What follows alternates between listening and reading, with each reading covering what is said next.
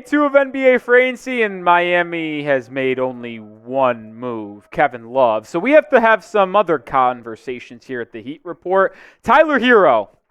Yeah, I got an issue with you, brother. And then Donovan Mitchell, is there an update there? Boy. But I'll tell you what, I'm bored, and I think you are too. I need the Heat to make a move so we can have something to talk about. Do you want the Heat to make a move? If you want to speak it into existence, hit that thumbs up button, be like me, tap that thumbs up icon, and let's get over 300 likes, because if we do, we're sending good vibes into the universe for the Heat to make a move so we can improve this roster. Come on, be with me and like that video. All right. Tyler Herro, what the fuck? You see the tweet here. This is confirmed to be true. Herro liked this tweet. The tweet says, switch Derek White and Tyler Herro. Ask White to be a number one scoring option while Jimmy takes the regular season off, and see how good White's efficiency is. LMAO, situation matters. So Herro is liking a tweet that's throwing shade at Jimmy Butler and the Miami Heat. I just don't get down with this. And then he did this as well. He liked this tweet. Free Tyler from this toxic fan base at Miami Heat.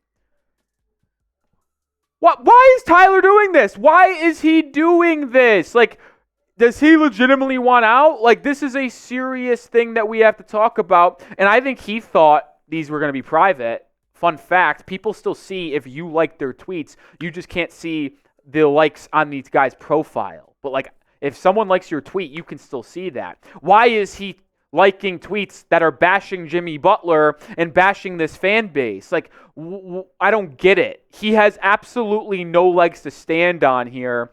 And for him to potentially cause a scene to get out, like, I don't understand why he thinks he can do that. He can never stay on the basketball court. And it pains me to say this because I am a massive Tyler Herro guy. I own his collegiate Tyler Herro Kentucky jersey. I own two different Miami Vice Hero jerseys. There is no one who has rooted for Tyler Herro to succeed more on the Miami Heat and in the NBA more than Nick Roloff. I'm telling you that right now. But I am also an unbiased viewer of the game and understand that Herro simply cannot get the job done when it matters. Like, and that's my issue. And I've always wanted Tyler to work out in the 305, but when you consistently put up playoff stinkers like this one, what do you want the fan base to do? They're going to be critical of you. You want us to blindly support you when you were putting up stinkers in the biggest moments? Like, he had an unbelievable rookie season in the postseason when the Heat went to the finals in the bubble. He was terrific coming off the bench. That is what made us Heat fans believe and set high expectations for Tyler Herro. And now that you have not been able to live up to him, you want us to get angry, and you want to get angry at us for not being okay with that? Like, you have been dangled in front of Kevin Durant, James Harden, Bradley Beal, Damian Lillard, and you have never been traded. And it pains me. This hurts me. You don't understand how much it hurts my soul and my brain to make this video bashing Tyler Herro. But you cannot go out on social media and like these tweets basically discrediting Jimmy Butler, who has been unbelievable in Miami, and kind of throwing shade at the Heat fans. Like, I don't want to trade Tyler Herro for absolutely nothing, but if he's going to act like a child on social media, I'm not going to stand for this, and I'm not. And I know the answer to this question is likely going to be yes, but do you want to trade Tyler Herro? And this might have been a yes prior to these tweets being liked by Tyler, but type Y for yes or type N for no if you want to trade Tyler Herro this offseason. I think trading Herro for someone that is much better is always in the cards, but as I kind of said here a little bit earlier, like, I'm disappointed in Tyler. I've loved him. When he was announced as the pick at 13 for Miami, I ran around my house in celebration because I knew the type of player he can be. It's just sickening. It really is. It's gross to see what he has done here on social media today. It ruined my day, if I'm going to be completely honest. And I try to not let this do that, but it did. And changes need to be made. And here's the point I want to make. These tweets being liked by Tyler only force home the idea that you could only run it back so much. I get it. You wanted to run it back after making the finals in your first season. Understandable, because you were hoping for another leap from Herro, and bam, bad season, didn't happen. You make the adjustment, you grab Kyle Lauri, you get a true point guard. You're the number 1 seed in the East. You barely missed the postseason, or you barely missed the NBA Finals. You lose in Game 7. Fine. Would have liked to make another adjustment there. They don't do that. Okay. Miracle run as the 8th seed to the NBA Finals. You don't make an adjustment there. You run it back again because you miss out on Damian Lillard, and then you get bounced in the first round. You cannot continue to run it back. Changes need to be made. These players are getting sick of playing with each other. It's just natural and human nature for that to happen. 5 years, you've continuously battled with each other. You've come up short. The human element of it is that you are going to want to switch things up. And changes need to be made, which is why my eyes are on Donovan Mitchell from the Cleveland Cavaliers, something that we have talked about quite a bit here at the channel. And I only want him to be a Miami Heat basketball player, maybe more than life itself. And we're going to talk about why I think there is a growing sense he could be a member of the Heat after this. But make sure you are subscribed to the channel because I got daily coverage of the Miami Heat. We just passed 12K subscribers on Sunday. Thank you to all the real ones. And we already have another 138 joining the show. So let's get to 13K. Let's do it for Bam Adebayo soon. And if a massive move does happen, we'll have you covered. So make sure you are subscribed. All right, let's talk D-Mitch because there is still no extension for Spida in Cleveland. And I do find it very, very strange that Donovan Mitchell has yet to sign that long-term extension because he's not eligible to technically put pen to paper until July 6th, but he can agree to the extension. If he can do the thing where the reporters tweet out, Donovan Mitchell intends to sign a long-term extension with the Cleveland Cavaliers. He just has not done that, right? And every second that goes on just proves to me that he might not want to. It's not like the Cavs haven't offered it. It's not like these two teams are negotiating a long-term contract. It's very simple. 4 years, $209 million Supermax extension. Are you taking it or are you not, Donovan? Well, it's been on the table, and he has yet to say yes to it. So I am a little bit puzzled on that idea. And a lot of people are making a big deal of what Cavs GM Kobe Altman said today as they rang in Kenny Atkinson as their next head coach. Kobe Altman, the GM, said, "We feel good about Donovan. He's in a great space. He's invested. Hopefully soon, we'll have more of a decisive answer on that for you. But he's a pro-Cleveland guy, blah, blah, blah."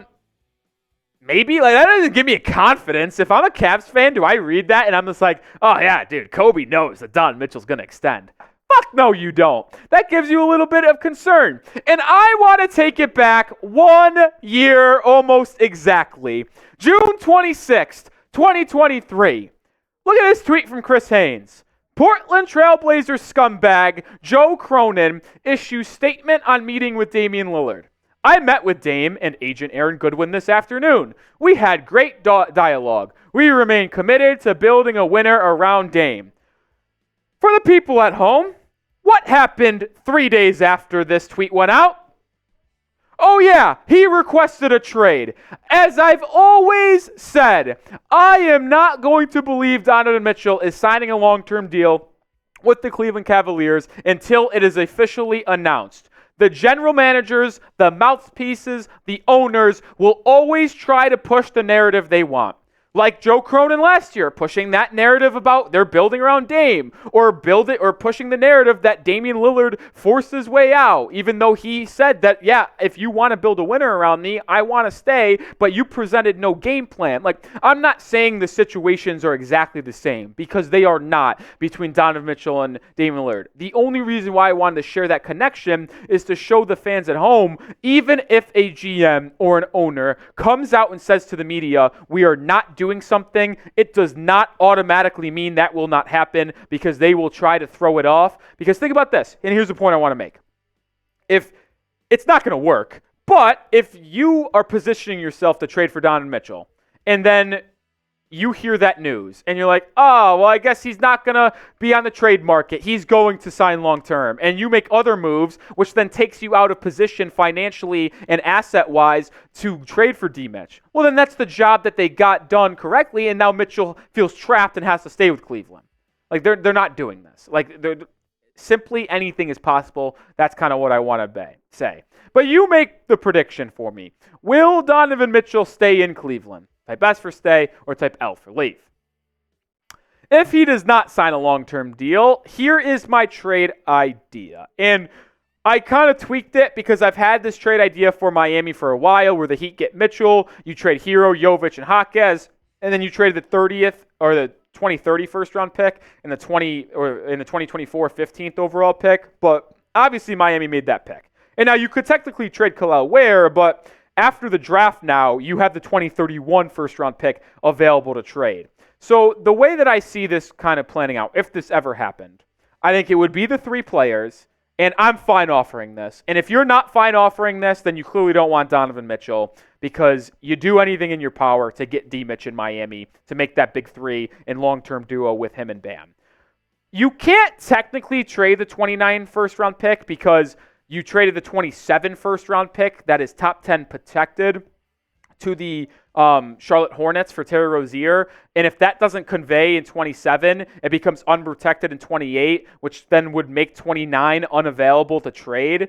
But if you remove the protections on that first-round pick to Charlotte and make it an unprotected 27-round pick, well, then that frees up the ability to trade 29 and 31, which would give you 2 first-round picks alongside the 3 players. It's a really freaking good package for any star in the league. And I think the Cavs would accept that because they have a liking towards Jaime Jaquez Jr. You get Herro to replace Donovan Mitchell in that starting lineup, and you get a young forward as well in Jovic plus 2 firsts. I think it's a no-brainer for both sides to get that done. And before we head out of here, I do want to share this because it is a fun little delusional thought to me, and I'm going to choose to believe it. Weekly Audible, a little podcast says, what if Donovan Mitchell hasn't signed his extension, waiting for every team to be out of the sweepstakes so he can request a trade specifically to Miami? If you remember last year in the Damian Lillard situation, he requested a trade on the first day of free agency to Miami. It didn't go so well. And maybe that's because Joe Cronin is a scumbag and didn't want to negotiate with the Heat, which is possible. I don't think that would happen in a situation with Cleveland. But if he did technically wait that long and other teams made moves and trades and free agency signings, which could not allow them to acquire D-Mitch cap-wise, and Miami is the only team that potentially is available, and they know that because Donovan Mitchell has been telling his best friend Bam Adebayo, hey, I'm not saying long-term, tell the Heat front office to come trade for me. Might be tampering, don't give a shit.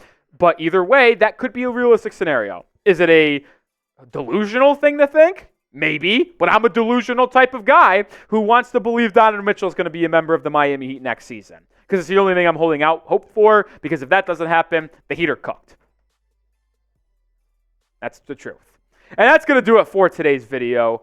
If Donovan Mitchell stuff does happen, I'll have it on my Twitter before coming over and making a video. So make sure you follow me on Twitter at Nick_Roloff. I think I'm a pretty fun follow either way. Tweet about the Heat on a daily basis, memes, analysis, news, rumors. We'll have it all. So follow me over there, and hopefully I'll see you with a video soon because the Heat made a move. Go Heat.